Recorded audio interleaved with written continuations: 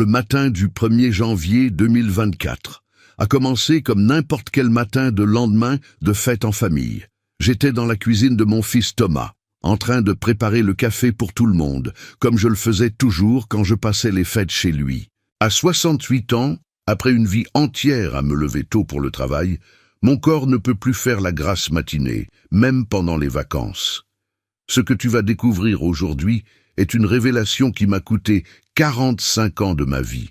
Cette connaissance t'aidera à comprendre comment retrouver ta dignité en tant que père et homme, même quand ta propre famille t'a transformé en simple banque ambulante. Tu apprendras qu'il n'est jamais trop tard pour exiger le respect que tu as toujours mérité.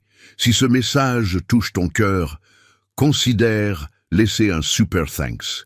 Chaque soutien ici m'aide à continuer à partager des histoires vraies d'hommes qui ont récupéré leur dignité, pour que d'autres pères puissent apprendre que se valoriser n'est pas de l'égoïsme. C'est une nécessité. La maison était encore en désordre après la soirée de la veille. Des verres éparpillés partout, de la vaisselle sale dans l'évier, des restes de nourriture sur la table. Pendant que je rangeais comme je le fais toujours, parce qu'il faut bien que quelqu'un le fasse, n'est-ce pas? J'ai entendu des voix venant du salon. C'était mon petit-fils Lucas, 22 ans, qui parlait avec des amis qui avaient dormi à la maison.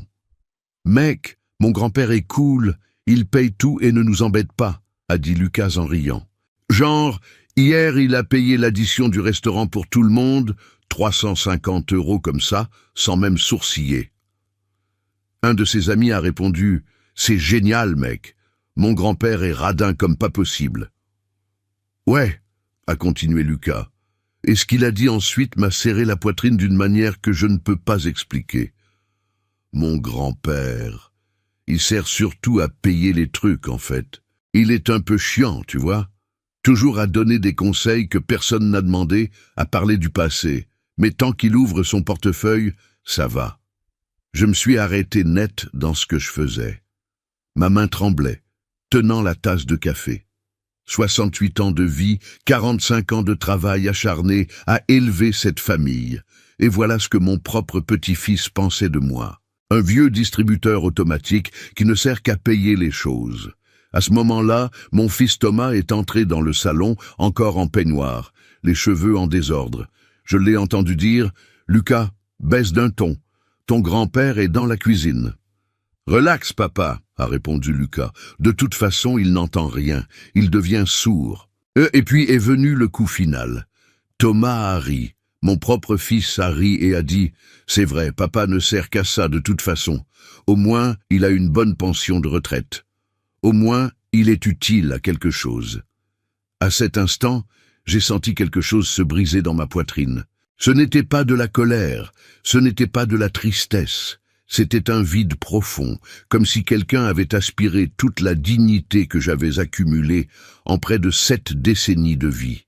J'étais là, un homme qui avait travaillé depuis l'âge de 14 ans, qui s'était cassé le dos dans 2, parfois 3 emplois pour donner une éducation à ses enfants, réduit à une carte de crédit ambulante.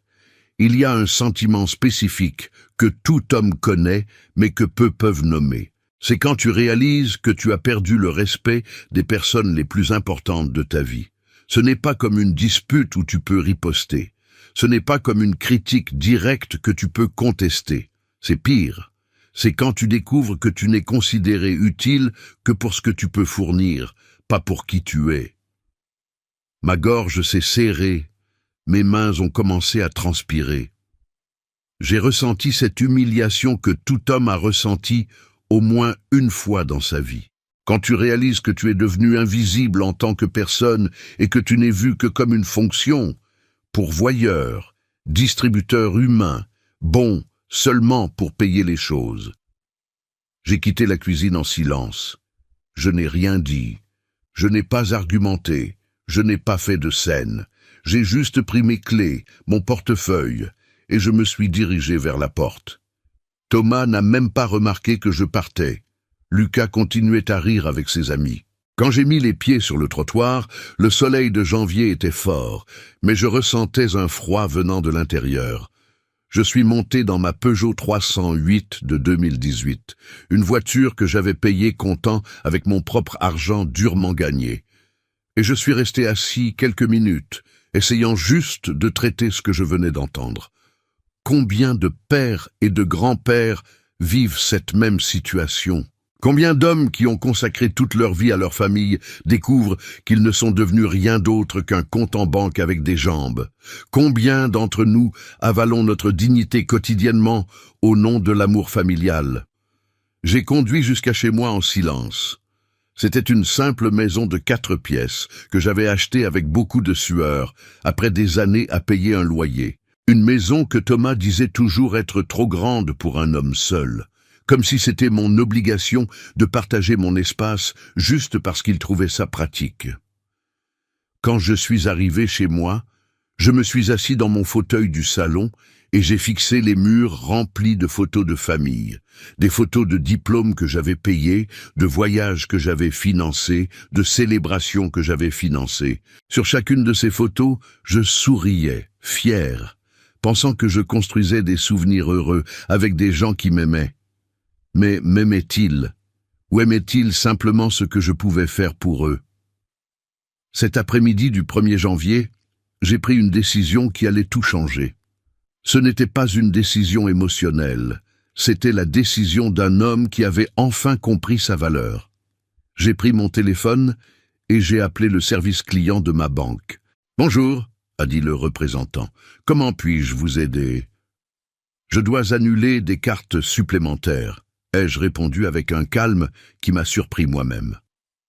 Ce qui s'est passé dans les heures suivantes a enseigné une leçon que Thomas et Lucas n'oublieront jamais, une leçon sur le respect, la dignité et ce qui se passe quand un homme décide que sa vie vaut plus que son compte en banque. Avez-vous déjà eu l'impression qu'une vie entière de travail en tant que père valait moins que le caprice momentané de votre enfant? Restez avec moi jusqu'à la fin de cette histoire, car ce qui s'est passé après ce matin-là m'a appris qu'un homme ne perd sa dignité que lorsqu'il accepte d'être traité comme une banque, pas comme un père. Si vous aimez les histoires vraies, comme celle-ci, des histoires qui montrent qu'il n'est jamais trop tard pour qu'un homme retrouve sa valeur, abonnez-vous à Les Conseils de Papy et activez les notifications. Car ici, je ne raconte pas des histoires de victimes, je raconte des histoires d'hommes qui ont décidé de se battre. Je m'appelle Pierre Dubois. J'ai 68 ans, retraité de Total Energies après 32 ans de service comme technicien de raffinerie. Je dois remonter un peu dans le temps pour que vous compreniez comment j'en suis arrivé à ce moment d'humiliation dans la maison de mon propre fils, traité comme un distributeur automatique avec des jambes, pas comme un père qui a consacré des décennies de sa vie à élever cette famille. Je suis né en 1955 dans une famille ouvrière à Roubaix, dans le Nord. Mon père était mécanicien, ma mère couturière. J'ai appris tôt qu'un homme travaille, qu'un homme ne se plaint pas, et qu'un homme soutient sa famille, quoi qu'il arrive. C'était une époque différente, où la valeur d'un père se mesurait à la sueur sur son visage et à l'argent qu'il rapportait à la maison à la fin du mois. J'ai commencé à travailler à 14 ans comme aide dans un garage mécanique. J'étudiais le soir, je travaillais la journée. Quand j'ai eu 18 ans, j'ai obtenu un poste d'apprenti chez Total Energies. C'était un rêve devenu réalité. Salaire fixe, avantages sociaux, possibilité d'avancer dans la vie. À l'époque, travailler chez Total Energies était une garantie d'avenir. À 22 ans, j'ai rencontré Françoise lors d'un mariage.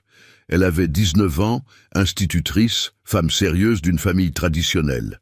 Nous avons eu une relation pendant 2 ans. Nous nous sommes mariés en 1979. Notre lune de miel a duré 3 jours en Bretagne. C'était tout ce que nous pouvions nous permettre à l'époque.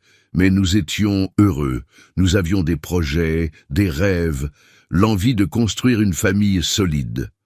Thomas est né en 1981. Je me souviens comme si c'était hier, accouchement naturel à l'hôpital de Roubaix. Quand l'infirmière a placé ce petit être dans mes bras, j'ai ressenti une émotion que je n'avais jamais ressentie auparavant. C'était mon fils, ma responsabilité, ma raison de vivre à partir de ce moment-là. 2 ans plus tard est arrivée Sophie, 2 petits-enfants. Françoise a arrêté de travailler pour s'occuper des enfants, et toute la responsabilité financière est tombée sur mes épaules. Mais je la portais avec fierté. Je travaillais mes heures normales à la raffinerie, et je prenais des heures supplémentaires chaque fois qu'elles se présentaient. Les week-ends, je faisais des petits boulots de mécanicien pour compléter les revenus.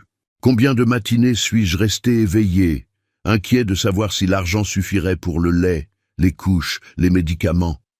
Combien de fois ai-je renoncé à une bière avec des amis pour acheter un jouet aux enfants? Combien de fois ai-je porté des chaussures usées pour qu'ils puissent avoir des baskets neuves? Mais c'était gratifiant. Thomas m'appelait « Papa héros ». Sophie voulait être comme son papa quand elle serait grande. Françoise me regardait avec admiration quand je rentrais sale de Cambouis, fatigué, mais avec l'argent qui soutenait notre famille. Les années 80 et 90 ont été des années de travail acharné, mais aussi de grand bonheur.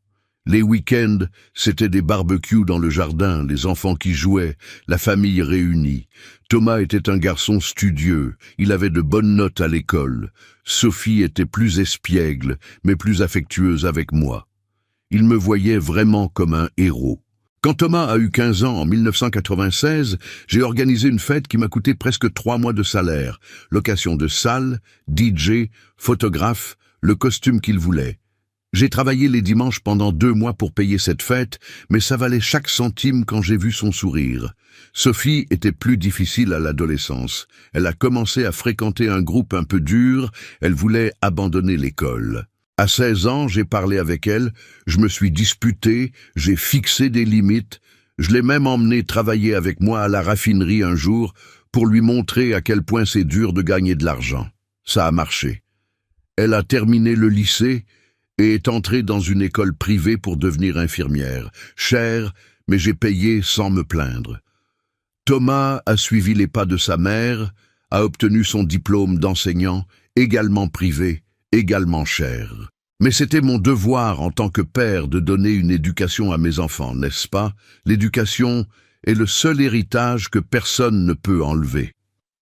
En 2003, Françoise est décédée dans un accident de voiture. Elle revenait de l'école où elle travaillait quand un camion a grillé un feu rouge. Elle est morte sur le coup.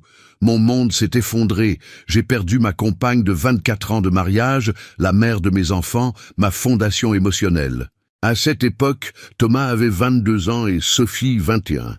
Ils étaient dévastés aussi, bien sûr. C'est à ce moment-là que notre famille s'est rapprochée encore plus, ou du moins, c'est ce que je pensais à l'époque. Je suis devenu à la fois père et mère. Je me suis occupé de la maison, j'ai lavé, repassé, cuisiné, tout en continuant à travailler dur pour soutenir la famille. Thomas s'est marié en 2005 avec Céline, une dentiste. J'ai payé le mariage, évidemment. Église, fête pour 200 invités, lune de miel en Grèce. J'ai dépensé toutes mes économies, plus un prêt qui m'a pris 3 ans à rembourser. Mais c'était mon fils, mon prince. Il méritait le meilleur. Sophie s'est mariée 2 ans plus tard, avec Marc, un informaticien. Mariage plus simple, mais j'ai également payé et je les ai aidés à meubler l'appartement qu'ils louaient. Table, réfrigérateur, canapé, tout est sorti de ma poche. Pendant toutes ces années, j'ai été le port sûr de la famille. N'importe quel problème financier, c'était moi. N'importe quelle urgence, c'était Papa Pierre qui résolvait. La remise de diplôme de Lucas, mon petit-fils, le fils de Thomas, j'ai payé. L'opération de Céline, quand elle a eu des problèmes de vésicule biliaire, j'ai payé. Rénovation chez Sophie, devinez qui a payé. Je ne me suis jamais plaint, je ne leur ai jamais jeté ça au visage. Je pensais que c'était comme ça que la famille fonctionnait. Le père travaille, soutient, résout les problèmes et reçoit l'amour et le respect sans retour. Du moins, c'est ce que je croyais. J'ai pris ma retraite en 2019 après 32 ans chez Total Energies. Pension complète, 2800 € par mois, plus des fonds d'épargne retraite considérables que j'avais reçus. Je pensais, maintenant je vais profiter de la vie, voyager, me reposer, profiter des petits-enfants. Mais ça ne s'est pas passé comme ça. Ma retraite est devenue une extension de mon travail de pourvoyeur familial. Thomas avait toujours une urgence. Papa, Céline a moins de patience ce mois-ci. Sophie avait toujours un projet. Papa, une opportunité d'investissement s'est présentée. Et je disais toujours oui. Après tout, c'était de mes enfants. J'avais de l'argent. Pourquoi ne pas aider? Pourquoi ne pas continuer à être le héros de la famille, même à la retraite? Petit à petit, sans m'en rendre compte, je suis devenu juste ça, une ressource. Les visites de mes enfants coïncidaient toujours avec des demandes d'argent. Les conversations tournaient toujours autour de problèmes financiers qui nécessitaient ma solution. L'affection sincère était remplacée par un intérêt déguisé. Et j'acceptais tout cela parce que je pensais que c'était de l'amour. Ce n'est que le matin du 1er janvier que j'ai compris la vérité. Pour mes enfants et petits-enfants, j'étais devenu exactement ce que Lucas avait dit sans aucune honte. Bon, seulement pour payer les choses. Mais tout homme a une limite. Et ce matin-là, j'ai découvert la mienne. Il y a des silences de père qui pèsent plus que des cris. Et pendant des années, j'ai ignoré tous les signes qui me montraient clairement ce que j'étais en train de devenir pour mes enfants. Pas un père respecté, mais une ressource pratique. Le premier signe qui aurait dû m'alerter s'est produit en 2020, juste après ma retraite. Thomas m'a appelé un mardi matin, en pleurant. « Papa, Céline traverse une période difficile au cabinet. La pandémie l'a beaucoup affectée. Tu peux me prêter 5 000 € juste jusqu'au mois prochain ?» 5 000 €, ce n'était pas peu d'argent, même pour moi avec une bonne pension. Mais c'était mon fils qui demandait de l'aide. Je l'ai transféré le jour même, sans même demander à quoi ça servait. « Papa, a-t-il dit quand j'ai confirmé le virement, tu es le meilleur papa du monde. Je t'aime tellement. Le mois prochain n'est jamais arrivé. Quand 3 mois sont passés, j'ai abordé le sujet. Thomas, mon fils, comment va la situation de Céline à propos de ces 5 000 € que j'ai prêtés? Oh, papa, tu es tellement attaché à l'argent. Tu n'es pas en difficulté, n'est-ce pas? Céline ira mieux bientôt et on te remboursera. Détends-toi, attaché à l'argent. Moi, qui avais passé toute ma vie à tout donner à cette famille, mais j'ai avalé. Après tout, c'était mon fils. Il traversait des difficultés. Un père comprend, n'est-ce pas? 2 mois plus tard, c'était au tour de Sophie. « Papa, une opportunité d'investissement incroyable s'est présentée. Un ami à Marc vend un food truck avec un emplacement établi. C'est une chance en or, mais j'ai besoin de 7 000 € pour la compte. Tu peux m'aider ?» 7 000 €, en ajoutant les 5 000 de Thomas qui n'avaient jamais été remboursés, ça faisait 12 000 € en prêts à des enfants adultes, mariés, avec leurs propres responsabilités. Mais Sophie semblait si enthousiaste, si pleine de projets. « Papa, dans 6 mois, je te rembourserai tout avec des intérêts. Ce sera aussi un investissement pour toi. » J'ai payé. Évidemment, le food truck a duré 3 mois. « Papa, ça n'a pas marché. L'emplacement n'était pas aussi bon qu'il le semblait. Mais ne t'inquiète pas, je vais trouver un autre emploi et je te rembourserai dès que possible. » 12 000 € partis en fumée, et pas même d'excuses décentes. Le schéma a commencé à se répéter avec une fréquence alarmante. Chaque mois, il y avait une demande.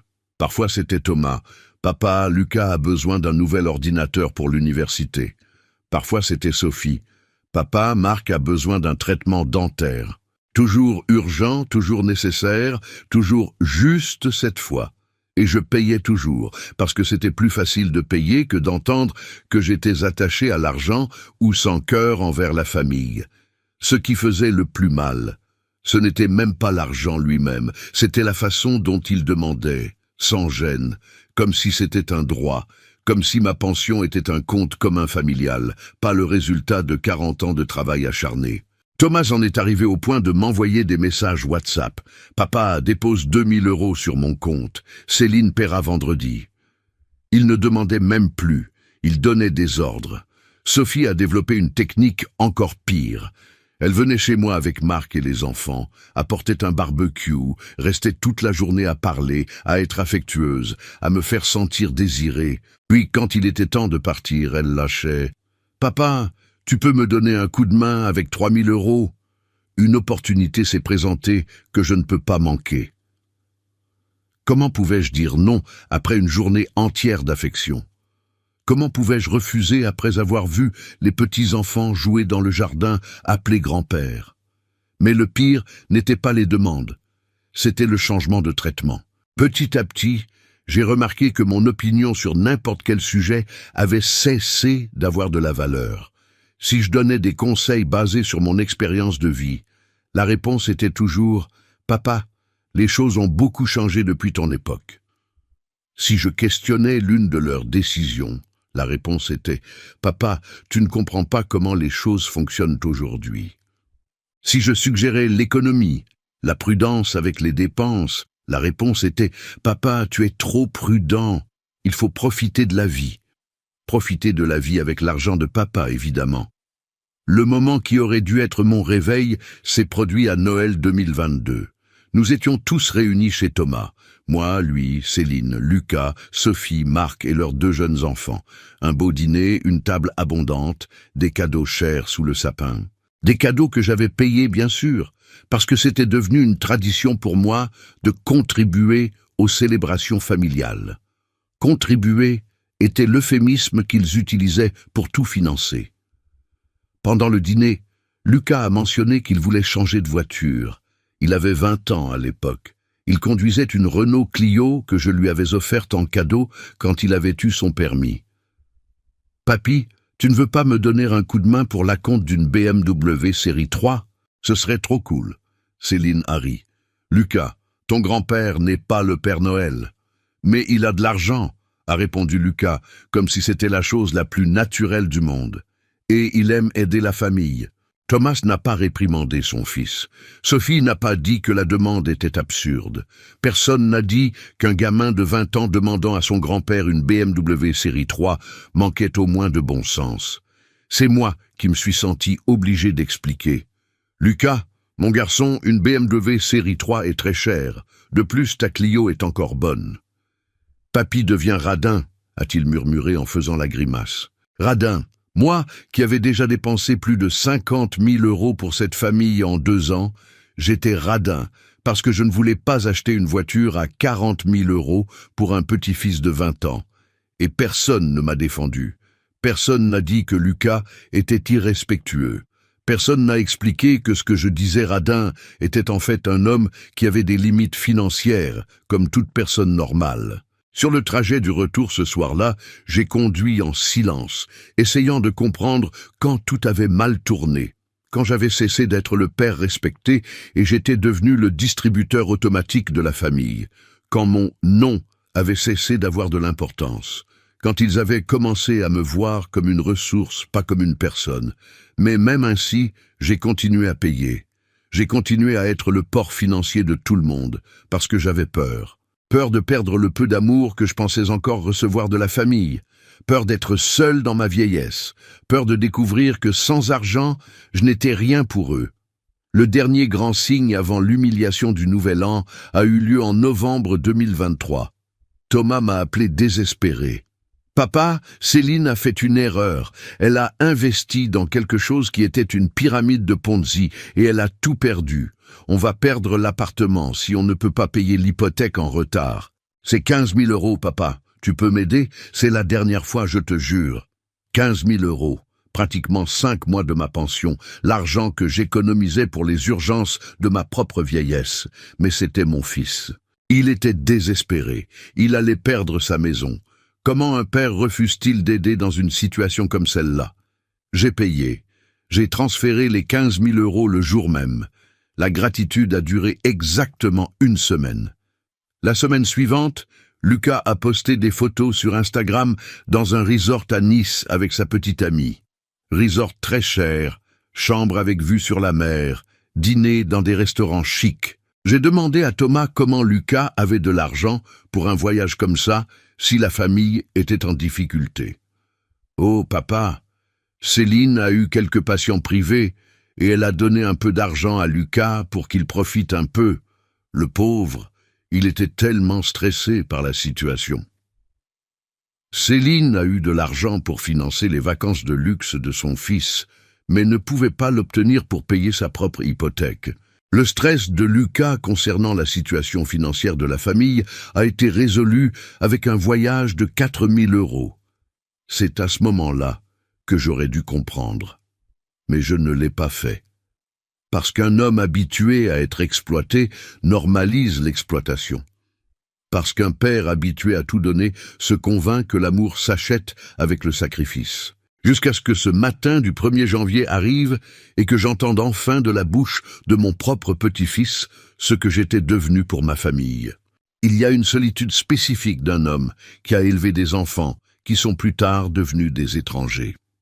C'est la solitude de quelqu'un qui a consacré des décennies à être pourvoyeur et protecteur, pour découvrir qu'il est devenu juste un pourvoyeur, sans la protection du respect, sans affection sincère, sans reconnaissance en tant qu'être humain au-delà de la fonction de banque familiale. Pendant les années précédant cette humiliation du Nouvel An, l'exploitation est devenue si systématique qu'ils en sont arrivés au point d'avoir un calendrier mental de mes ressources.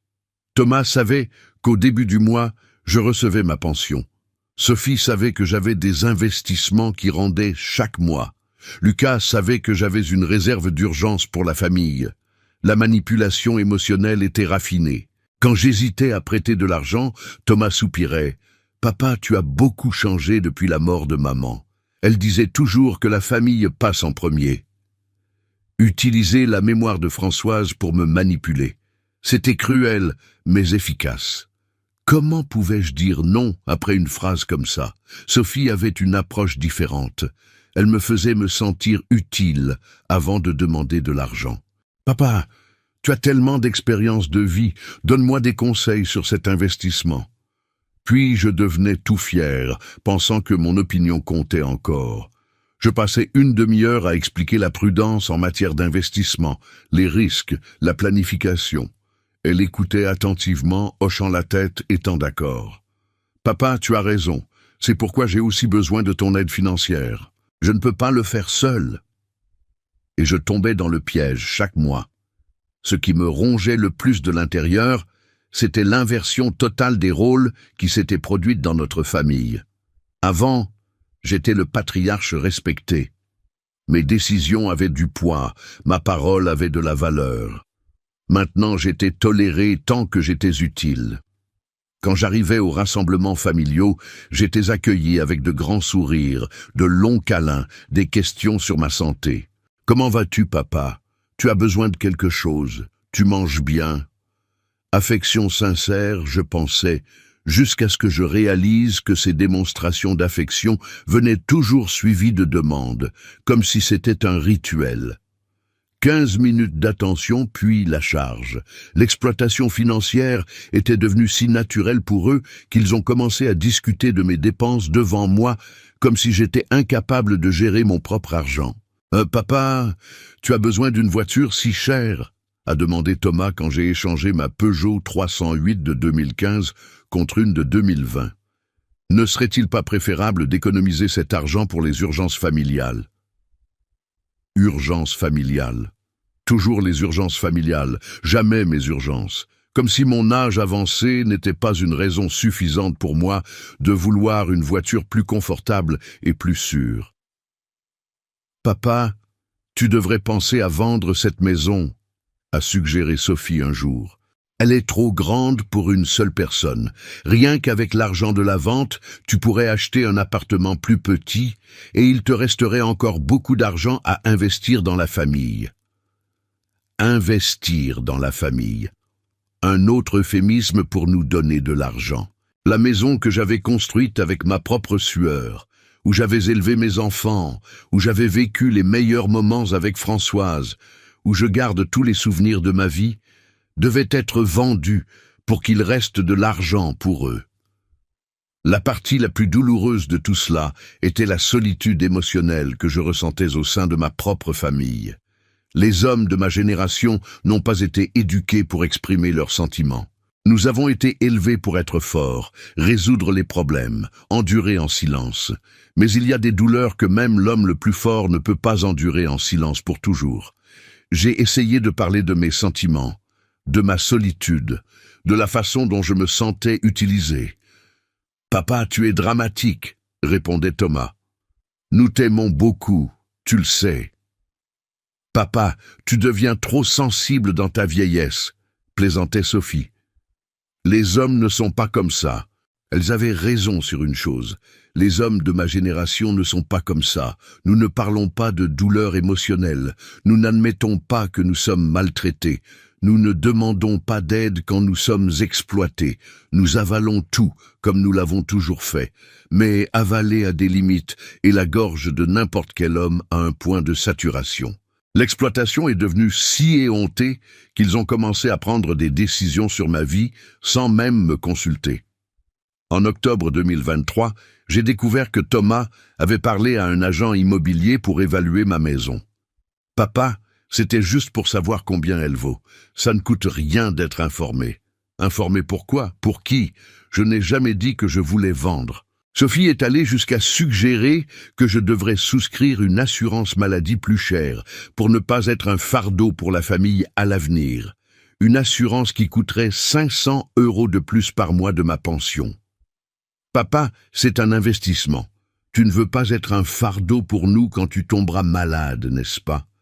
Fardeau. Ce mot m'a frappé comme un coup de poing dans l'estomac. Moi qui avais soutenu cette famille toute ma vie, qui n'avait jamais été un poids pour personne, j'étais traité comme un futur fardeau à 68 ans. L'isolement social que je ressentais était immense. Mes amis de Total Energies, beaucoup étaient déjà décédés ou malades. Ceux qui restaient, chacun s'occupait de sa propre vie, de sa propre famille. Je n'avais personne à qui parler de ce qui m'arrivait. Et même si j'en avais eu, comment un homme de 68 ans allait-il aborder un autre homme et dire « mes enfants m'exploitent » ? Comment allais-je admettre que j'avais perdu le contrôle de ma propre famille ? Comment allais-je avouer que j'étais devenu le distributeur automatique de mes propres descendants ? Les hommes ne parlent pas de ces choses. Les hommes résolvent, ou du moins essaient de résoudre seuls. Mais il y a des problèmes que nous ne pouvons pas résoudre seuls, surtout quand le problème, ce sont les personnes que nous aimons le plus au monde. La manipulation psychologique était constante. Toute tentative de ma part de questionner leurs dépenses était reçue avec « Papa, tu ne nous fais pas confiance ». Toute hésitation à prêter de l'argent devenait « Papa, nous ne venons te voir que quand il n'y a pas d'autre moyen ». Il m'avait transformé en sauveur officiel de la famille. N'importe quel problème, la solution était « Appelle Papa Pierre ». N'importe quelle urgence, la réponse était « Papy va arranger ça ».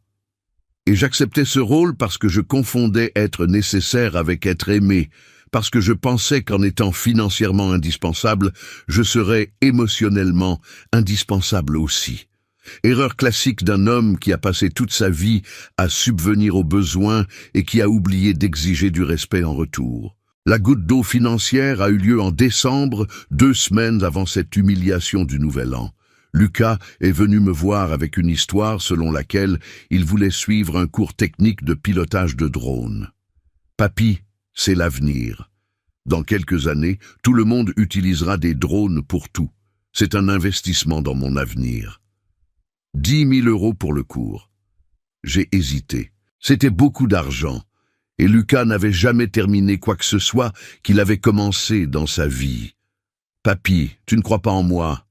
Tu ne veux pas que j'aie un meilleur avenir ?» Le chantage émotionnel a fonctionné. J'ai payé les 10 000 €.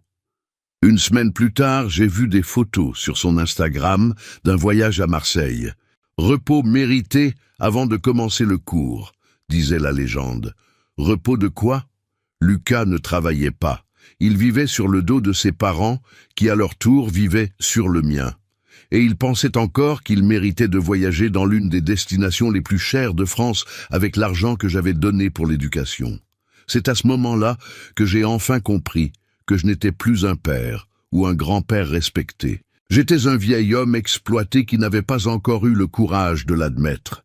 Jusqu'à ce matin de janvier, quand j'ai entendu de la bouche de mon propre petit-fils la confirmation de ce que je soupçonnais depuis un moment, je n'étais bon qu'à payer les choses.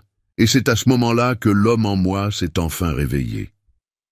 Il y a des douleurs qu'un homme avale pendant des années, jusqu'à ce qu'un jour, sa gorge n'en puisse plus.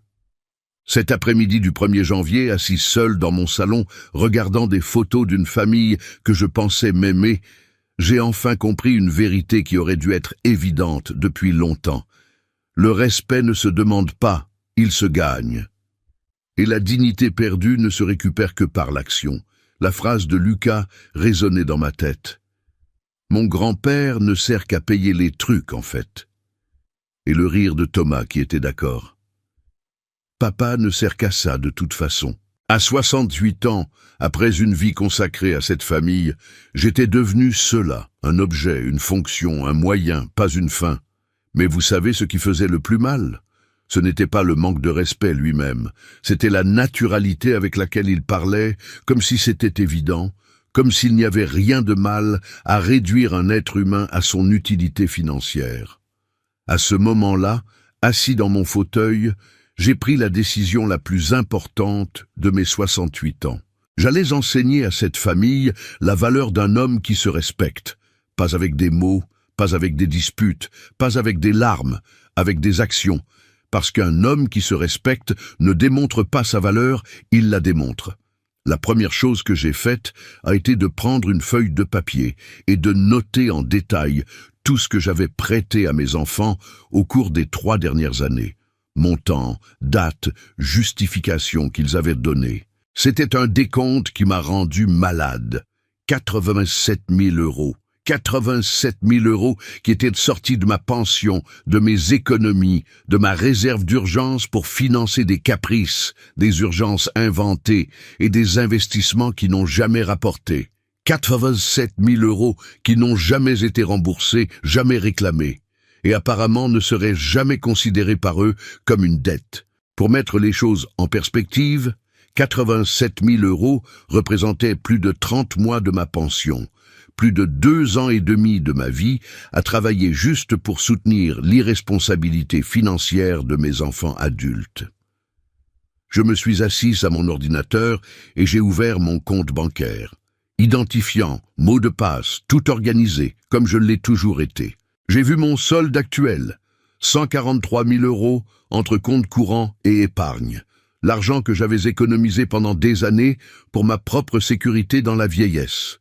J'ai regardé la carte de crédit supplémentaire de Thomas, limite de 5 000 €. J'ai regardé la carte supplémentaire de Sophie, une autre limite de 5 000 €. 10 000 € de crédit total qu'ils utilisaient comme si c'était leur argent. Facture du mois dernier, 8 400 €. Restaurant cher, achat de vêtements, essence, courses, pharmacie, vivre la belle vie à mes frais. C'est à ce moment-là que j'ai appelé le service client de ma banque. « Bonjour, monsieur Dubois, comment puis-je vous aider ?» Je dois annuler 2 cartes supplémentaires. Puis-je connaître la raison de l'annulation? Les utilisateurs n'ont plus besoin des cartes. D'accord, monsieur, les cartes seront annulées immédiatement. Autre chose? Oui, je veux changer mon mot de passe de banque en ligne et changer mon numéro de téléphone portable enregistré pour les confirmations de virement. En 15 minutes, j'ai coupé le cordon ombilical financier reliant mon compte bancaire à mes enfants. Ils ne le savaient pas encore, mais le train-train était terminé. Mais ce n'était que la première étape, parce qu'un homme qui a passé 68 ans à apprendre sur la dignité sait que le vrai changement vient de la planification. J'ai repris la feuille avec les comptes de prêt et j'ai commencé à calculer. Si je devais tout facturer d'un coup avec une correction monétaire de base, la dette dépasserait 100 000 €. L'argent qu'ils n'avaient évidemment pas. Mais je ne voulais pas leur faillite. Je voulais le respect. J'ai appelé mon avocat, Maître Rousseau, un homme de confiance qui s'était occupé de la succession de Françoise et de quelques affaires familiales au fil des ans. « Pierre, comment vas-tu? Ça fait un moment. Maître Rousseau, je dois te parler d'une question délicate. Je peux passer demain? » Bien sûr. Quelle heure te convient? 14 heures. Ça va? Parfait, une urgence. Non, j'ai juste besoin de conseils sur la façon de recouvrer certaines dettes familiales. Il y a eu un silence à l'autre bout. Pierre, tout va bien? Tout va très bien, Maître Rousseau. Je veux juste régulariser certaines situations. Le lendemain, je me suis assis dans le bureau de Maître Rousseau avec mon dossier organisé. Relevé bancaire, reçu de virements, messages WhatsApp avec des demandes d'argent, des promesses de paiement qui n'ont jamais été tenues. « Eh bien, Pierre, » a-t-il dit après avoir tout analysé, « c'est pas mal d'argent, en effet. Et savent-ils que tu penses à recouvrer officiellement? Ils ne savent encore rien. Maître Rousseau m'a regardé avec cette façon paternelle que les avocats expérimentés ont lorsqu'ils traitent des cas délicats. Pierre, puis-je dire quelque chose? En 40 ans de pratique du droit, j'ai vu beaucoup de familles se détruire à cause de l'argent. Maître Rousseau, ai-je répondu, ma famille est déjà détruite, je ne m'en étais juste pas encore rendu compte. Je lui ai expliqué tout ce qui s'était passé ces dernières années. L'exploitation systématique, le manque de respect, l'épisode humiliant du Nouvel An. Maître Rousseau a tout écouté en silence, secouant la tête. Je comprends. Qu'est-ce que tu veux faire exactement? Je veux qu'ils sachent que les prêts se remboursent, qu'un père n'est pas une banque, que le respect n'est pas optionnel. Et s'ils ne peuvent pas payer, alors nous négocions, mais d'égal à égal avec un contrat, des échéances, des intérêts, comme on le fait avec n'importe quel débiteur. Maître Rousseau a rédigé 3 mises en demeure. Une pour Thomas, réclamant 42 000 € de prêts non remboursés. Une pour Sophie, réclamant 38 000 €. Et une pour Lucas, réclamant 7 000 € pour le cours qui est devenu des vacances. Pierre, a-t-il dit en me remettant les mises en demeure, tu es sûr de ça? Une fois que tu livreras ces lettres, il n'y a pas de retour en arrière. Maître Rousseau, pas de retour en arrière, c'est exactement ce que je veux. Je suis rentré chez moi et j'ai mis les mises en demeure dans un tiroir. Je n'allais pas les livrer tout de suite. D'abord, je voulais voir s'ils remarqueraient d'eux-mêmes que les choses avaient changé. Ça n'a même pas pris 2 jours. Mercredi matin, mon téléphone a sonné. C'était Thomas. « Papa, ma carte a été refusée au supermarché. Il doit y avoir un problème de système. » « Il n'y a pas de problème de système, Thomas. J'ai annulé la carte. » Silence. « Qu'est-ce que tu veux dire, tu as annulé? »« Je l'ai annulé. Tu as 43 ans, marié, tu as une profession. Tu n'as pas besoin de la carte supplémentaire de papa. »« Papa, quelque chose s'est passé. Tu es fâché à propos de quelque chose? » Fâché, comme si c'était une question d'humeur, comme si un homme de 68 ans prenait des décisions financières par dépit. Je ne suis pas fâché, Thomas. J'organise juste ma vie financière. Mais papa, comment je vais faire les courses? Avec ton argent, j'imagine. Un autre silence. Papa, tu as beaucoup changé. Je ne sais pas ce qui se passe, mais tu es très cruel. Cruel. Couper la carte supplémentaire du fils de 43 ans était de la cruauté. Financer la belle vie de la famille pendant des années était une obligation. Thomas, ai-je dit avec un calme qui m'a surpris, la cruauté, c'est dépenser l'argent des autres sans autorisation. La cruauté, c'est traiter son père comme un distributeur automatique. La cruauté, c'est utiliser le respect comme monnaie d'échange. Papa, c'est quoi ce genre de discours? C'est le discours d'un homme qui a décidé de se valoriser, mon fils. J'ai raccroché. 2 heures plus tard, c'était au tour de Sophie. Papa, ma carte a aussi été annulée. Qu'est-ce qui se passe? La même chose qui s'est passée avec celle de ton frère. Vie indépendante. Papa, mais j'ai besoin de la carte pour certaines choses. Sophie, tu as 42 ans. Tu devrais t'occuper de tes propres affaires depuis longtemps. Papa, tu vas bien? Tu veux que je passe? Je vais très bien, et tu n'as pas besoin de passer. Quand je voudrais des visiteurs, je te le ferai savoir. J'ai raccroché à nouveau. Leur réaction était exactement ce à quoi je m'attendais de la part de personnes habituées à être soutenues. Panique, confusion, tentative de manipulation émotionnelle. Thomas a essayé de m'appeler 3 autres fois cet après-midi-là. Je n'ai pas répondu. Sophie s'est présentée à ma porte en fin de journée avec un visage inquiet, faussement inquiet. « Papa, ouvre, je suis venu voir si tu vas bien. »« Je vais bien, Sophie, va t'occuper de ta famille. »« Papa, c'est quoi ce genre de discours? Ouvre la porte pour qu'on puisse parler. »« Je n'ai rien à dire, bonne nuit. » Pour la première fois depuis des années, je me suis couché en paix, parce qu'un homme qui agit dort avec la conscience tranquille. Le lendemain, jeudi, Lucas m'a envoyé un message WhatsApp. « Papy, maman a dit que tu as annulé les cartes. »« C'est vrai ?» J'ai répondu. « C'est vrai. » Pourquoi ? Parce qu'une carte supplémentaire est pour les enfants dépendants, pas pour les petits-fils adultes. Papy, mais je suis ton petit-fils. Exactement, petit-fils, pas fils, et même les fils ont une limite d'âge pour dépendre de papa. Papy, tu es très différent. Je le suis en effet, Lucas, je me respecte. Il n'a plus répondu. Tout au long de cette semaine, ils ont essayé différentes approches, des appels prétendant s'inquiéter de ma santé, des messages affectueux se souvenant de combien ils m'aimaient. Ils ont même essayé d'utiliser la mémoire de Françoise. Papa, maman n'aimerait pas voir la famille divisée comme ça. Mais j'étais décidé. J'avais 68 ans. J'avais passé presque 7 décennies à apprendre sur la dignité humaine, et j'allais enfin mettre ces connaissances en pratique. À la fin de la semaine, les tentatives de manipulation émotionnelle ont cessé et leurs vraies couleurs ont commencé à se montrer. Thomas m'a envoyé un message acerbe. « Papa, je ne sais pas quelle paranoïa c'est, mais j'espère que tu vas te ressaisir bientôt. La vie ne s'arrête pas parce que tu as décidé de faire du drame. Drame. Moi qui avais passé des années à être un distributeur automatique silencieux, je faisais du drame. Sophie a été plus directe. « Papa, tu es très injuste, après tout ce que la famille a fait pour toi. Tout ce que la famille a fait pour moi, comme si les soutenir était une faveur qu'ils me faisaient. » Lucas a complété le cycle d'ingratitude. « Papy, tu es très égoïste. Je n'aurais jamais pensé que dans ta vieillesse, tu deviendrais une personne comme ça. Égoïste pour gérer mon propre argent. Dans ma vieillesse, je suis devenu une personne comme ça. À 68 ans, je suis devenu une personne qui se respecte. C'était exactement la confirmation dont j'avais besoin. Ils ne s'inquiétaient pas pour moi. Ils s'inquiétaient pour leur source de revenus. Le lundi suivant, j'ai pris les mises en demeure du tiroir et je suis parti de chez moi très tôt. Premier arrêt, la maison de Thomas. Quand un père est trahi par son propre sang, la cicatrice traverse les générations.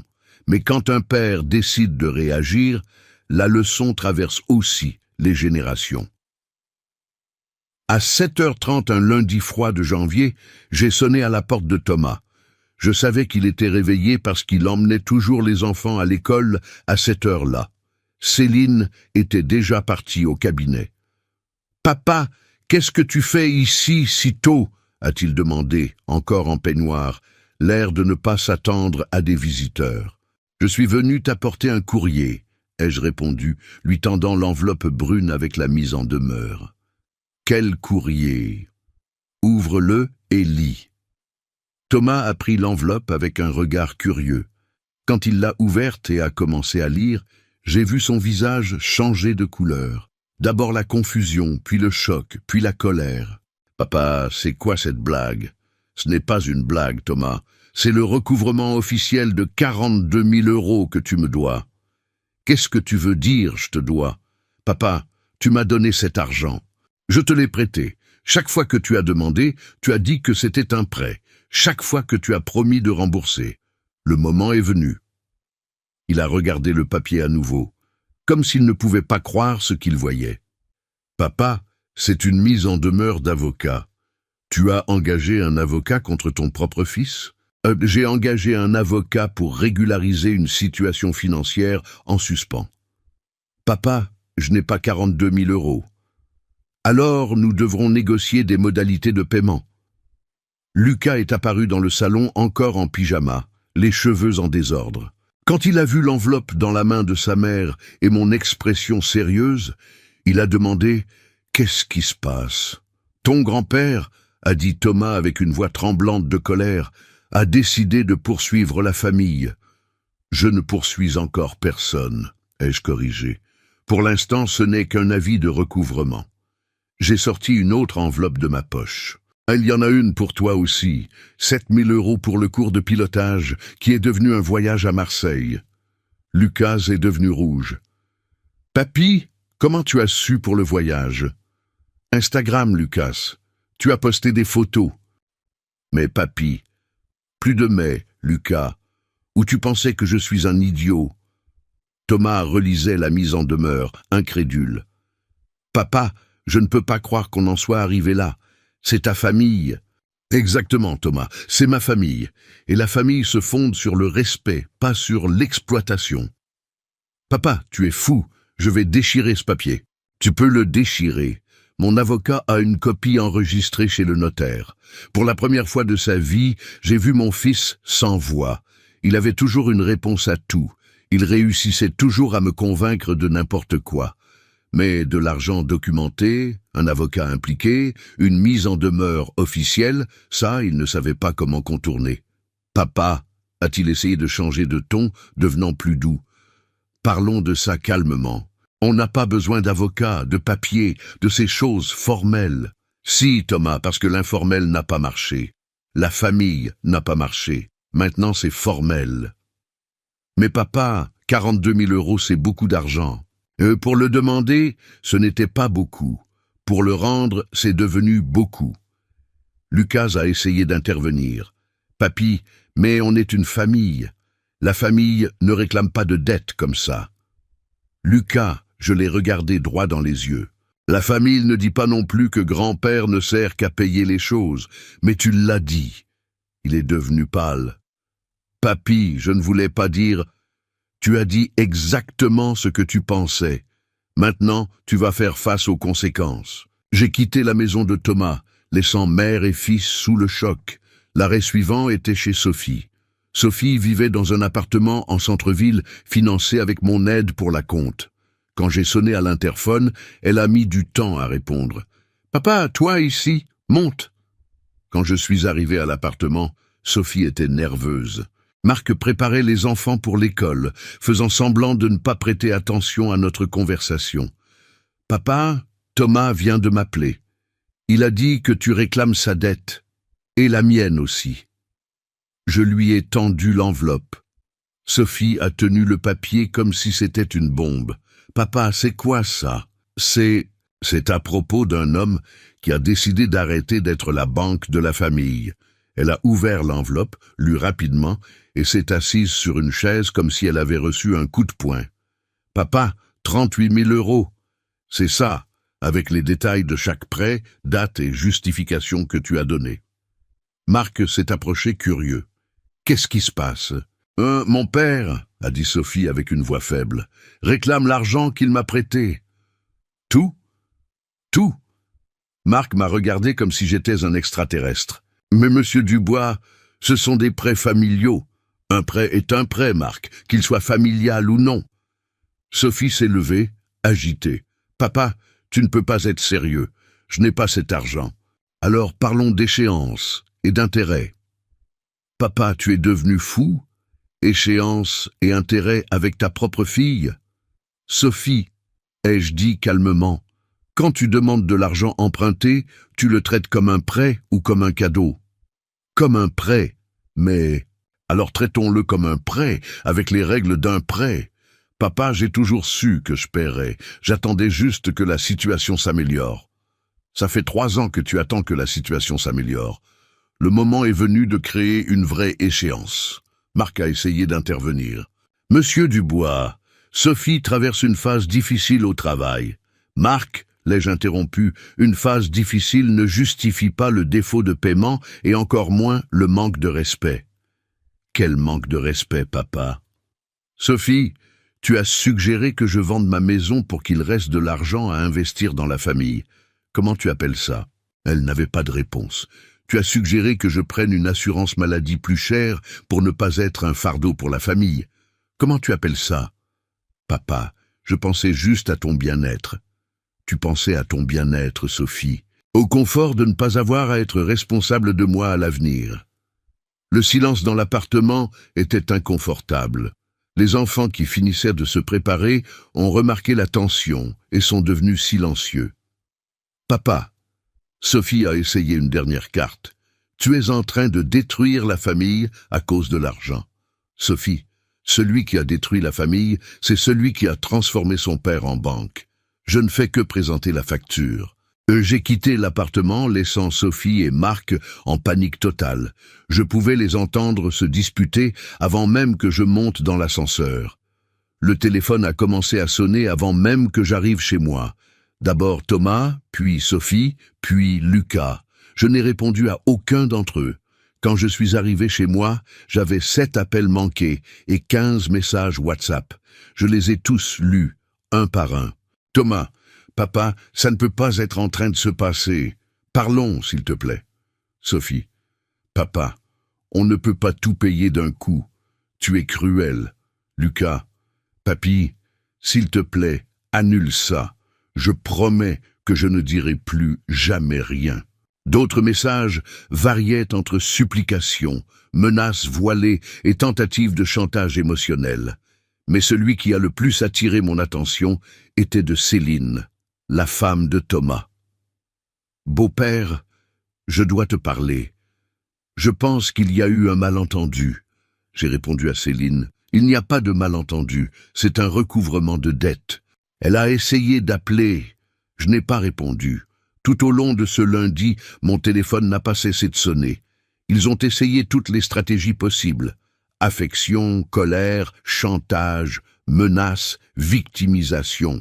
Le mardi, la stratégie a changé. Thomas s'est présenté à ma porte avec les 2 jeunes enfants. « Papa, je suis venu avec les enfants pour qu'on puisse parler. » Thomas, c'est du chantage émotionnel. Utiliser les enfants pour me manipuler. Papa, ce n'est pas du chantage. Les enfants voulaient me voir papy. Les enfants, évidemment, étaient utilisés. Ils étaient là comme boucliers humains pour qu'il essaie de me convaincre. Thomas, les enfants sont toujours les bienvenus. Toi, seulement quand tu viens avec une proposition de paiement. Papa, proposition de paiement? Tu es vraiment sérieux? Je n'ai jamais été plus sérieux de ma vie. Il a essayé d'entrer, mais j'ai bloqué la porte. Papa, je ne peux pas entrer. Pas tant que tu n'as pas résolu tes dettes financières avec moi. C'est à ce moment-là qu'il a explosé. Papa, tu es ridicule. 42 000 €. Où est-ce que je vais trouver 42 000 €? Thomas, tu es diplômé de l'université, marié à une dentiste. Si tu n'as pas 42 000 €, négocie des modalités, des intérêts, des mensualités, comme tout débiteur adulte le fait. Papa, mais je suis ton fils. Exactement. Tu es mon fils, et un fils qui se respecte ne transforme pas son père en banque. Les enfants ont commencé à pleurer, dérangés par la dispute. C'est à ce moment-là que j'ai pris une décision difficile, mais nécessaire. Thomas, ramène les enfants à la maison. Quand tu voudras parler de paiement, appelle-moi. Papa, tu chasses tes propres petits-enfants. Je protège mes petits-enfants du spectacle de leur père, étant malhonnête avec leur grand-père. Il est parti furieux, traînant les enfants. Le mercredi, c'était au tour de Sophie d'essayer une approche différente. Elle s'est présentée avec Marc et un dossier de documents. « Papa, on a fait des calculs. On peut payer 2 000 € par mois pendant 20 mois. 2 000 € par mois sans intérêt. Papa, des intérêts en famille. Sophie, les prêts ont des intérêts. Ils en ont toujours eu. Ils en auront toujours. Combien d'intérêts tu veux ?» J'ai calculé rapidement. 5% par mois, c'est moins que ce que le marché facture. Marc a été choqué. 5% par mois, c'est de l'usure. Marc, l'usure, c'est quand tu empruntes à des usuriers. Quand tu prends à papa et que tu ne paies pas, c'est du défaut de paiement. Sophie a essayé de négocier. Papa, 3%. 5%. Non négociable. Papa, à ces conditions, ça dépassera 50 000 € au final. Sophie aurait dû y penser avant de prendre l'argent. Ils sont partis sans conclure d'accord. Le jeudi, j'ai reçu un appel inattendu. C'était Céline. « Beau-père, on peut parler en personne? J'ai une proposition. » J'ai accepté. Céline est venue seule, sans Thomas, ce qui était déjà un signe qu'elle comprenait la gravité de la situation. « Beau-père, je vais être direct. Thomas a dépensé de l'argent qu'il n'avait pas et maintenant il est désespéré. Et je veux proposer un accord. On va assumer sa dette avec une échéance de paiement réaliste. Que dirais-tu de 3 000 € par mois pendant 15 mois, 45 000 € au total? J'ai fait le calcul. Sans intérêt? Avec peu d'intérêt, 3% par an. Céline, 3% par an, c'est moins que l'inflation. Ce ne sont pas des intérêts, c'est une remise. Beau-père, c'est ce qu'on peut payer sans briser la famille. Eh ben, Céline, celui qui a presque brisé la famille, c'est celui qui a dépensé mon argent sans payer. Elle a soupiré. Combien accepteras-tu? 4 000 € par mois pendant 12 mois. 48 000 € au total. Contrat signé, échéance définie, pas de retard. Céline a hésité mais a fini par accepter. D'accord, je vais parler à Thomas. Céline, une chose, si vous êtes en retard sur un paiement, je vais directement au tribunal, pas de nouvelles négociations. Elle a avalé difficilement et a hoché la tête. Le vendredi, Lucas s'est présenté seul. Il était visiblement nerveux. « Papy, je suis venu parler de ma dette. Vas-y, 7 000 €. Je ne les ai pas, papy. Je ne travaille pas, je n'ai pas mes propres revenus. »« Lucas, tu as 22 ans. Il est temps d'avoir tes propres revenus. »« Papy, mais comment je vais trouver 7 000 € si je ne travaille même pas? Trouve un travail. »« Mais papy... » Lucas, une question. Quand tu as dit que je ne servais qu'à payer les choses, qu'est-ce que tu voulais dire exactement? Il est devenu rouge. Je plaisantais. Non, tu ne plaisantais pas, Lucas. Tu as dit exactement ce que tu pensais. Maintenant, tu vas apprendre qu'un homme qui travaille mérite le respect. Papy, donne-moi une chance. Je vais chercher du travail et payer petit à petit. 500 € par mois pendant 14 mois. À partir du mois prochain. Contrat signé. Papy, et si je ne trouve pas de travail? Lucas, si tu as trouvé de l'argent pour Marseille, tu peux trouver de l'argent pour payer une dette. À la fin de cette semaine, ils avaient tous enfin compris que je ne plaisantais pas. Le jeu était terminé. La banque avait fermé, et l'homme qu'ils pensaient n'être bon qu'à payer les choses s'était réveillé. À partir de ce moment, ils allaient devoir faire face à quelque chose qu'ils n'avaient jamais prévu, les conséquences de leurs actions. Le même homme qui a porté son fils sur ses épaules un jour se retrouve sans sol sous les pieds. Mais quand il retrouve un sol ferme, il découvre que ses pieds sont plus forts qu'il ne l'imaginait. Les premières semaines après les recouvrements ont été les plus difficiles de ma vie. Pas à cause de la décision que j'avais prise, je ne l'ai pas regretté une seule seconde, mais à cause de la solitude que j'ai ressentie. À 68 ans, après des décennies à être le centre financier de la famille, je me suis retrouvé complètement seul. Pas d'appels téléphoniques quotidiens demandant de l'argent, pas de visites intéressées des enfants, pas de faux sentiment d'être nécessaire que j'avais confondu avec être aimé. Le silence dans la maison était assourdissant, mais c'était un silence digne. Céline a respecté l'accord à la lettre. Chaque 5 du mois, je recevais un virement de 4 000 € avec un reçu par email. Froid, formel, mais ponctuel. Thomas ne s'est plus jamais adressé à moi directement. Toute communication passait par sa femme. Sophie a mis 3 semaines à accepter ma proposition de 5% d'intérêt mensuel. Elle a essayé de me contacter plusieurs fois, toujours avec des excuses différentes, essayant toujours de me convaincre d'être plus flexible. Mais la flexibilité était exactement ce qui m'avait conduit à cette situation. Lucas a été le plus difficile. Il a essayé de pleurnicher, essayé des promesses vides. Il a même essayé de m'appeler à nouveau « cher papy ». Mais j'étais vacciné contre la manipulation émotionnelle. Lucas, ai-je dit dans notre dernière conversation sur le sujet, tu as 2 options. Payer comme convenu ou je prends des mesures légales. Choisis. Il a choisi de payer. C'est au 3e mois de cette nouvelle réalité que j'ai commencé à découvrir qui j'étais vraiment, au-delà d'être un père pourvoyeur. J'avais toujours aimé le travail du bois, mais je n'avais jamais eu le temps de pratiquer. Entre le travail et le soutien familial, il ne restait pas d'énergie pour les loisirs. À 68 ans, pour la première fois depuis des décennies, j'avais du temps et de l'argent pour moi. J'ai acheté des outils de base et j'ai transformé ma buanderie en petit atelier. J'ai commencé à faire des choses simples, des étagères à épices, des supports pour plantes, de petits objets décoratifs. La concentration que demandait le travail du bois était thérapeutique. Des heures passaient sans que je pense à la famille, à l'argent ou au ressentiment. C'était juste moi, le bois et le bruit des outils. Un samedi après-midi, alors que je ponçais un cadre photo que j'avais fait, Mon voisin, Monsieur Bertrand, est apparu au portail. « Pierre, ça sent bon le bois. »« Bonjour, Monsieur Bertrand. Je me distrais un peu ici. Je peux voir ?» Je lui ai montré quelques travaux finis. Monsieur Bertrand a été impressionné. « Pierre, c'est très bien fait. Tu prends des commandes ?»« Non, Monsieur Bertrand, c'est juste un passe-temps. » « Bon, tu devrais y réfléchir. Ma femme adore ces choses faites à la main. Elle paierait n'importe quel prix pour des meubles en bois bien faits. » C'est ainsi que j'ai découvert que j'avais un talent pour quelque chose au-delà de travailler dans une raffinerie et soutenir une famille ingrate. De cette conversation avec Monsieur Bertrand, j'ai commencé à recevoir de petites commandes. Un meuble TV, une bibliothèque, des buffets pour le salon. Rien de trop complexe, mais un travail qui me donnait du plaisir et complétait encore ma pension. Plus important que l'argent supplémentaire était le sentiment d'être valorisé pour mon travail, pas pour mon portefeuille.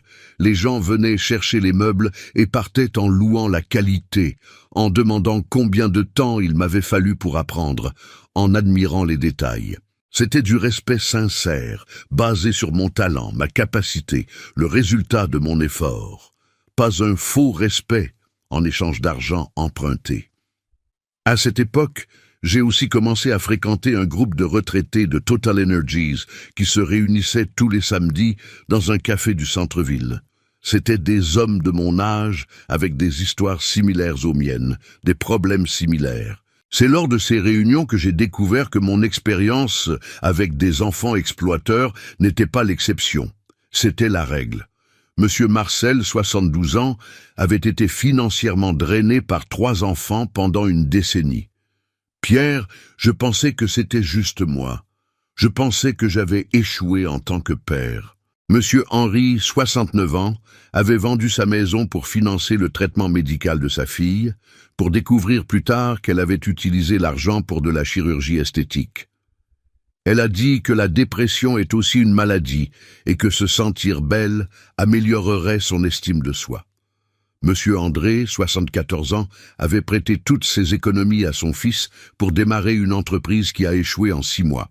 Le pire n'était pas de perdre l'argent, c'était de découvrir que l'entreprise a échoué parce que mon fils dépensait le capital au casino. Entendre ces histoires était libérateur. Ce n'était pas mon défaut. Ce n'était pas un échec dans mon éducation. C'était une épidémie d'enfants adultes qui confondaient papa avec une banque centrale. Lors de ces réunions du samedi, en plus de me défouler, j'ai appris des choses importantes sur la façon de gérer la situation. Monsieur Marcel m'a appris. Pierre, un enfant qui ne respecte pas son père ne respecte personne. Tu as bien fait de réclamer. Monsieur Henri m'a conseillé. Pierre, maintenant que tu as coupé le robinet, tu vas voir qui t'aime et qui aimait ton compte en banque. Monsieur André a été le plus direct. Pierre, le meilleur héritage que tu peux laisser à tes enfants est l'exemple qu'un homme qui se respecte n'accepte pas d'être exploité. Au fil des mois, ma vie a pris une forme complètement nouvelle. Je me réveillais quand j'en avais envie, je prenais mon petit déjeuner calmement, je travaillais dans l'atelier de bois à mon propre rythme, je déjeunais en regardant les informations, je me reposais quand j'en ressentais le besoin.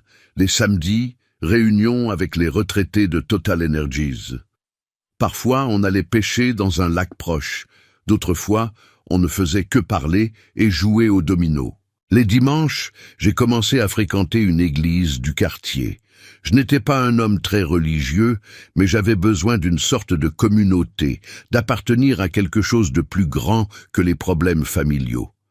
À l'église, j'ai rencontré Madame Claudette, une veuve de 63 ans, enseignante à la retraite, une femme intelligente, financièrement indépendante, avec des histoires intéressantes à raconter. Notre amitié a commencé de façon décontractée. Des conversations après la messe, des invitations à déjeuner ensemble après le service, de simples promenades dans le centre-ville. Madame Claudette avait traversé une situation similaire à la mienne. 2 enfants qu'il avait exploités financièrement après la mort de son mari. « Pierre », m'a-t-elle dit lors d'un de ses déjeuners dominicaux, « il m'a fallu 2 ans pour comprendre que le deuil n'est pas une raison d'accepter l'abus. » Elle avait résolu le problème différemment de moi. Elle avait déménagé dans une autre ville, coupé le contact avec ses enfants, recommencé sa vie de zéro dans une ville où personne ne connaissait son histoire. C'était douloureux, m'a-t-elle dit, mais c'était libérateur. J'ai découvert que je pouvais très bien vivre sans être le distributeur automatique de personnes. La présence de Madame Claudette dans ma vie m'a montré quelque chose que j'avais oublié il y a longtemps. Comme c'était bon de parler avec quelqu'un qui s'intéressait à moi en tant que personne, pas en tant que pourvoyeur. Elle me posait des questions sur mon travail du bois, louait mes progrès, suggérait des améliorations. Nous parlions de livres, de films, d'actualités, de souvenirs d'enfance, des conversations d'égo, sans intérêt financier d'aucun côté. Au 6e mois de ma nouvelle vie, quelque chose d'inattendu s'est produit. Thomas m'a appelé. « Papa, je peux passer? Je veux te parler. Si c'est à propos d'argent, tu n'as pas besoin de venir. Continue à payer comme convenu. Ce n'est pas à propos d'argent, papa. C'est à propos d'autre chose. » J'ai accepté la visite, curieux. Thomas est arrivé seul, sans Céline, sans les enfants. Il semblait nerveux mais déterminé. « Papa, je suis venu m'excuser. » Je n'ai pas répondu, j'ai juste écouté. « Papa, c'est moi à payer la dette. J'ai eu le temps de réfléchir. J'ai été injuste avec toi. Nous avons été injustes. Et je voulais dire que j'ai appris la leçon. J'ai appris que l'argent emprunté se rembourse. J'ai appris qu'un père n'est pas une banque. J'ai appris que le respect n'est pas optionnel. « Mais de Thomas, ai-je dit calmement, tu n'as pas appris par ta propre conscience. Tu as appris parce que tu y as été forcé. » Il est resté silencieux pendant quelques secondes. « C'est vrai, papa. Mais j'ai appris. Et je veux reconstruire notre relation, si tu le permets. » Reconstruire sur quelle base? Sur la base du respect, du vrai respect, papa, pas de l'intérêt. J'ai parlé avec Thomas pendant 2 heures cet après-midi-là. Pour la première fois depuis des années, nous avons eu une conversation d'homme à homme, sans demande d'argent, sans pression, sans manipulation.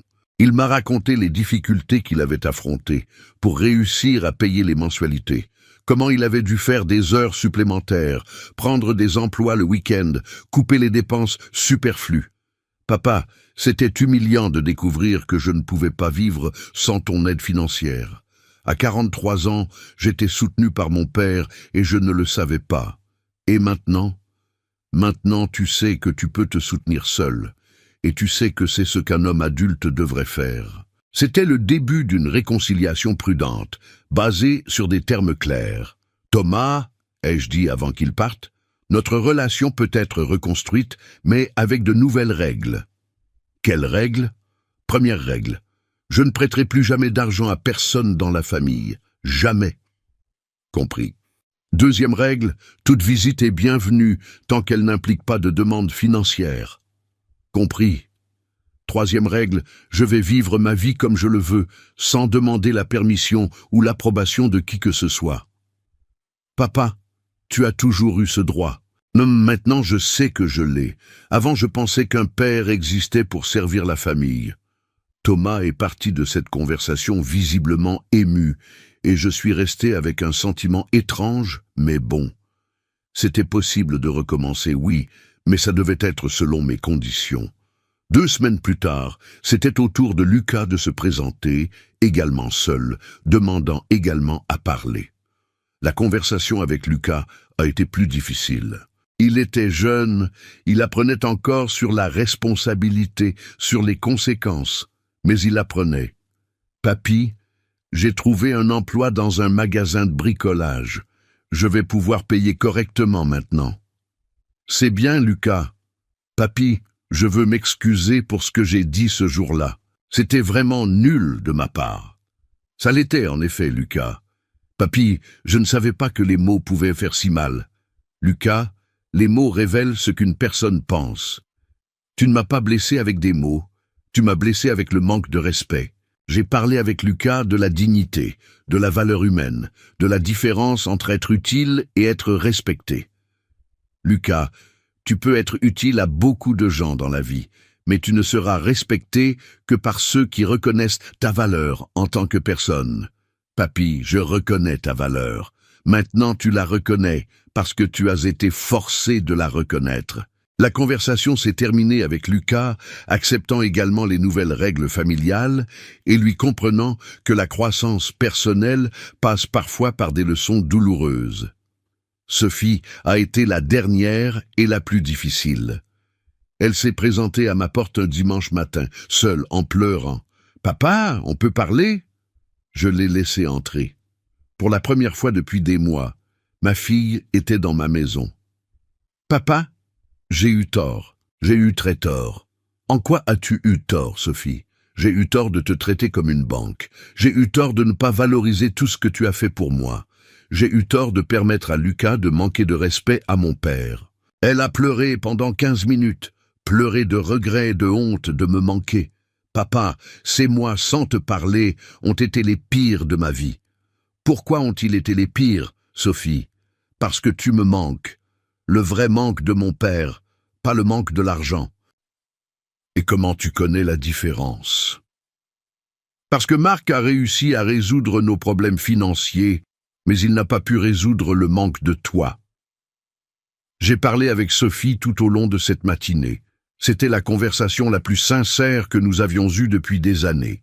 Elle m'a raconté à quel point il avait été difficile de réorganiser la vie financière, sans compter sur moi. Comment elle avait dû retourner travailler plus d'heures. Comment Marc avait dû travailler plus dur au travail. Comment ils avaient dû couper des dépenses qu'ils considéraient essentielles. Papa, c'était une leçon dure, mais elle était nécessaire. Sophie, tu penses que notre relation peut être reconstruite? Je l'espère, papa. Mais je comprends si tu ne le veux pas. Je le veux, ma fille, mais ça doit être différent. J'ai expliqué à Sophie les mêmes règles que j'avais établies pour Thomas et Lucas. Elle les a toutes acceptées sans discuter. Papa, une chose, tu peux m'apprendre à mieux gérer l'argent? Je n'ai jamais appris parce que j'ai toujours compté sur toi. C'est à ce moment-là que j'ai réalisé que peut-être ma surprotection financière avait entravé le développement de mes enfants. En résolvant tous leurs problèmes, je les avais empêchés d'apprendre à les résoudre eux-mêmes. Bien sûr que je peux t'apprendre, Sophie, mais maintenant tu vas pratiquer avec ton argent, pas avec le mien. Petit à petit, dans les mois suivants, ma famille s'est réorganisée sur une nouvelle base. Plus saine, plus respectueuse, plus équilibrée. Les visites sont revenues, mais sans intérêt financier. Les conversations sont revenues, mais sur des sujets divers, pas seulement sur l'argent. L'affection est revenue, mais sincère, pas intéressée. Et j'ai découvert quelque chose de fondamental. Le vrai amour est indépendant de l'argent. S'il dépend de l'argent, ce n'est pas de l'amour, c'est du commerce. Certains ponts, après avoir été brûlés, n'ont pas besoin d'être reconstruits, même si tu as aidé à les construire. Parfois, brûler le pont est la seule façon d'enseigner que de l'autre côté, il y a aussi quelqu'un qui mérite le respect. Aujourd'hui, presque 2 ans après ce matin humiliant du 1er janvier, je peux dire que c'était le meilleur mauvais jour de ma vie. C'était le jour qui m'a réveillé à une réalité que j'ignorais depuis des années. J'étais devenu un esclave financier de mes propres enfants. Maintenant, à 70 ans, je vis une vie que je n'aurais jamais imaginé pouvoir vivre. Une vie où je me réveille quand je veux. Je fais ce que j'aime. Je dépense mon argent comme je l'entends. Et je reçois le respect que j'ai toujours mérité, mais que je n'ai jamais exigé. Mon travail du bois est devenu une petite entreprise. Rien de trop grand, mais suffisant pour me garder actif et compléter encore ma pension. Plus important que l'argent supplémentaire est la satisfaction d'être reconnu pour mon talent, pas pour mon compte en banque. Le groupe de retraités de Total Energies est devenu une famille choisie.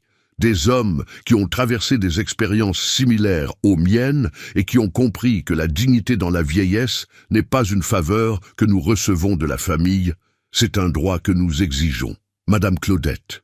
Eh bien, Madame Claudette est devenue une compagne constante. Nous ne sommes pas mariés, nous ne pensons même pas à vivre ensemble.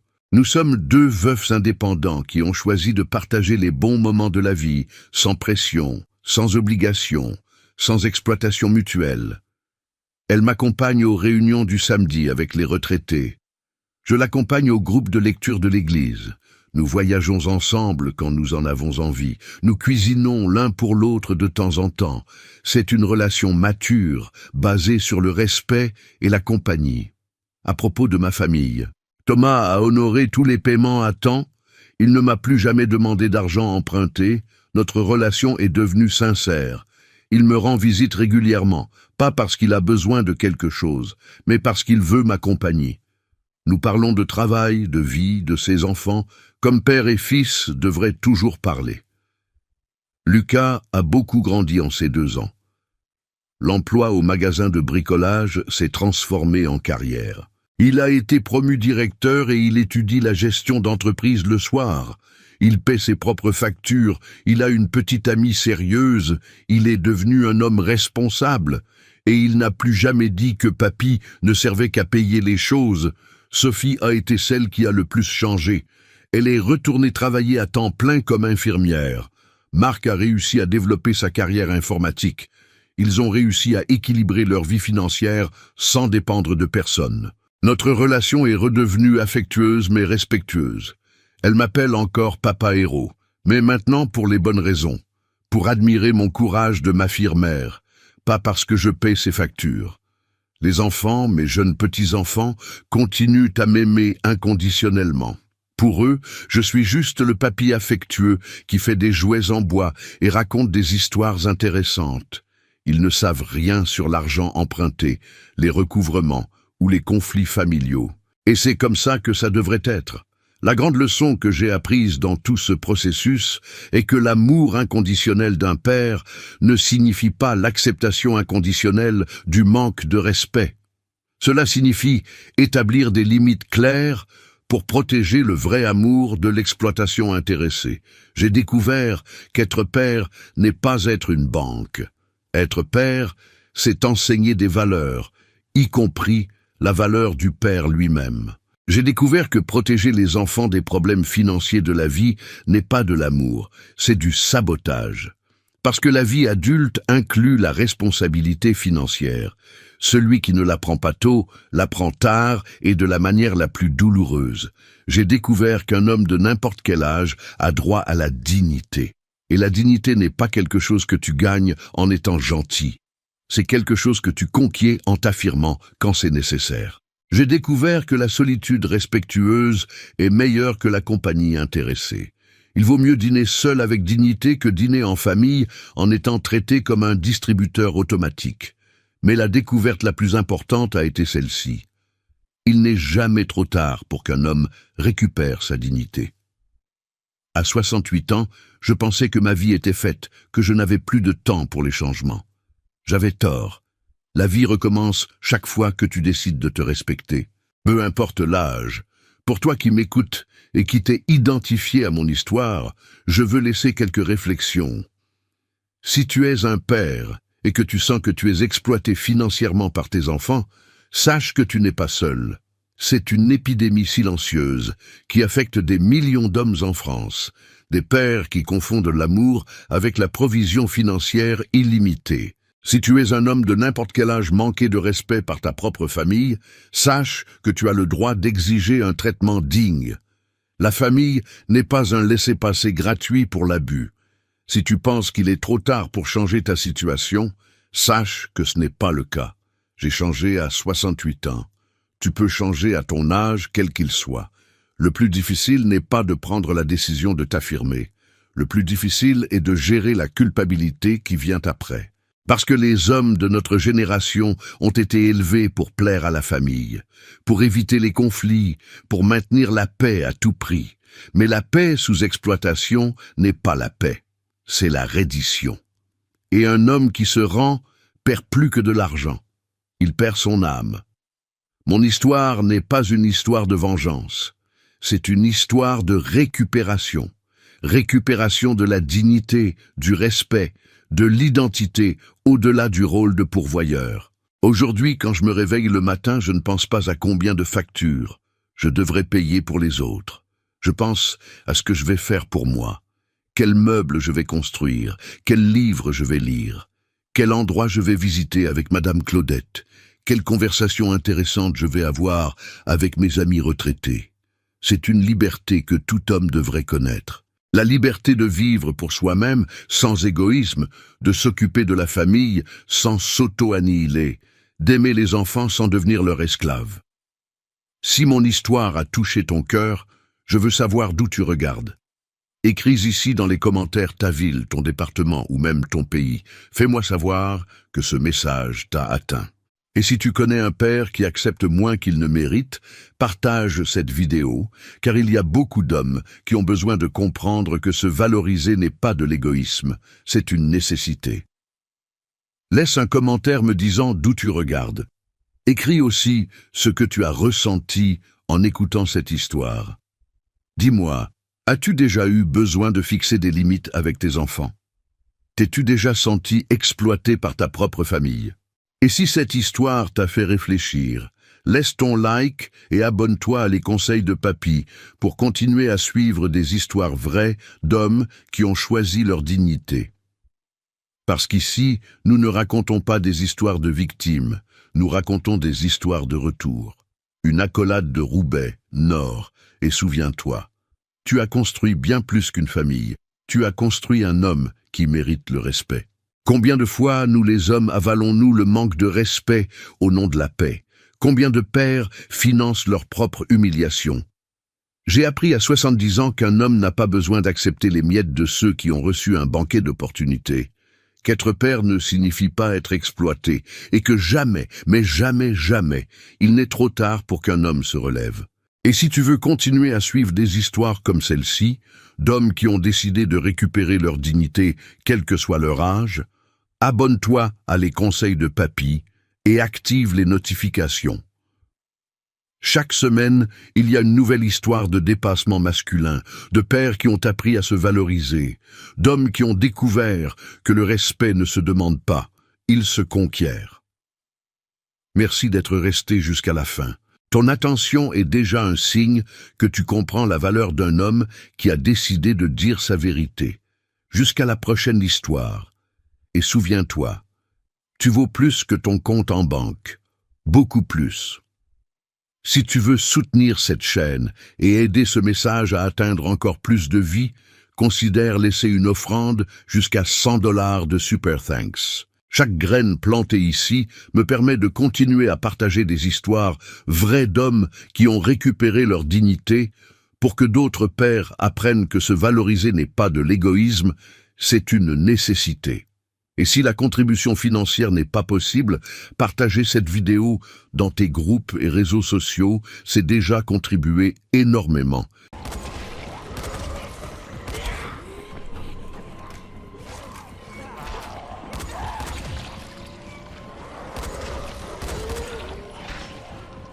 Fuck off, you little cunt.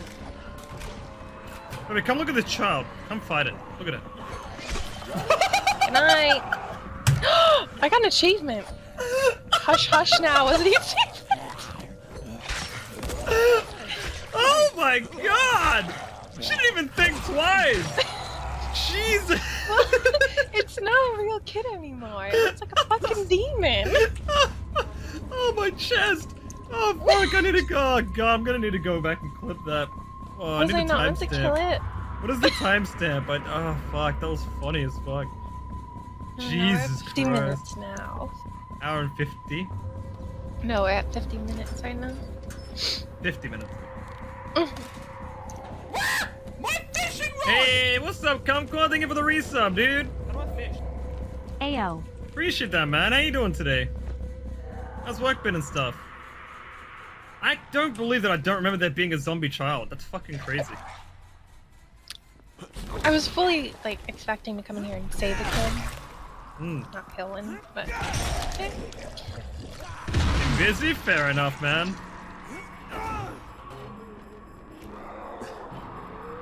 I'm okay though? Well, that's good.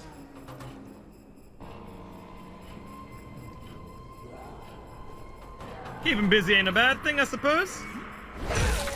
You had any time to do anything outside of work, or? Ow! Oh, not you. Sorry.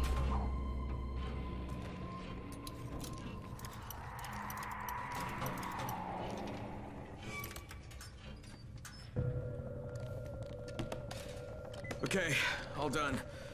Great, and if you could get back down here, I wouldn't turn down a helping hand at this point.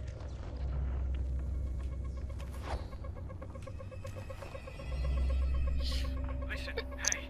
Oh, Might have moved to DC, so many more girls there. Been talking to someone Hinge. Michael? I mean, does it even matter though? Because you can't land any. Get off me! Grab the detonator! Get the hell out of here and blow this place! Michael, get the fuck out of there and head back to Troy right we now. go? Just leave the detonator. Huh? Michael! Yeah, I think. Hello? Michael! Where have you gone?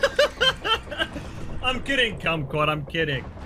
Maybe just be a little less weird, you know? Like, you know how weird you are with me? Just don't do that to them, and things will be sweet. You're a good guy, you deserve to be happy. Oh. Hey, baby. And I know you're a kind person, because especially, like, I've known you since fucking started streaming. Like, I do hope that, you get something that you deserve. You bring out my weirdness. Well, hopefully you find a girl that brings out your weirdness as well. You know?